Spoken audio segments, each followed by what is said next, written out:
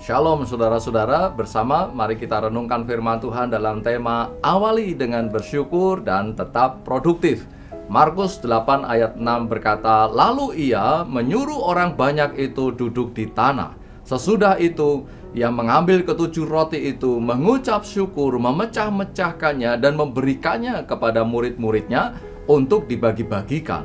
Dan mereka memberikannya kepada orang banyak. Bapak Ibu Saudara, Yesus dan para murid menghadapi sebuah situasi krisis. Krisis di mana kebutuhan jauh lebih banyak dibandingkan apa yang tersedia. Jumlah kebutuhan yang harus dipenuhi adalah 4.000 orang. Sedangkan jumlah roti yang tersedia hanya 7 potong ditambah beberapa ekor ikan saja. Mana cukup? Ya, itulah situasi krisis yang terkadang juga bisa kita alami dalam hidup sehari-hari kita. Kebutuhannya begitu banyak, sedangkan apa yang tersedia terlalu minim.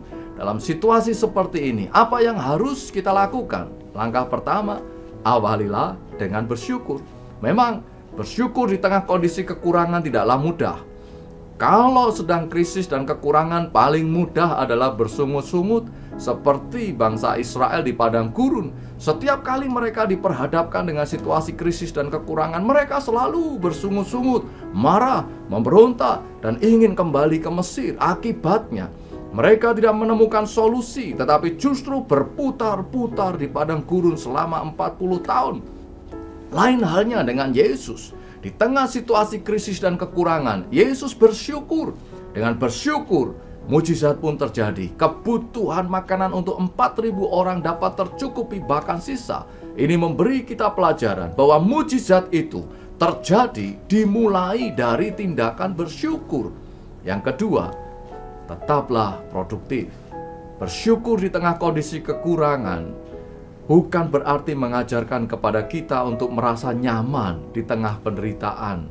Kita tetap harus melihat kondisi krisis dan kekurangan itu sebagai masalah yang harus diselesaikan. Yesus bersyukur, tetapi tidak berarti kemudian Yesus membiarkan 4.000 orang yang ada di sekitarnya itu tetap kelaparan. Yesus menjadikan roti dan ikan yang semula jumlahnya sedikit menjadi banyak sehingga semua kebutuhan dapat tercukupi. Membuat yang sedikit menjadi banyak, itu artinya produktif. Dengan demikian, di balik kata bersyukur, haruslah ada etos kerja yang produktif. Itu adalah bersyukur yang sejati. Tetapi kalau di balik kata bersyukur yang ada adalah kemalasan, itu namanya bersyukur yang palsu. Tuhan berkuasa memelihara hidup kita, bahkan di saat-saat kita berada di dalam situasi krisis, diperhadapkan dengan kebutuhan yang begitu besar, sementara yang tersedia sangatlah sedikit. Pandanglah Tuhan, ucapkan syukur, dan terus produktif menghasilkan buah, baik dalam hidup jasmani maupun rohani. Percaya, mujizat Tuhan pasti terjadi. Amin.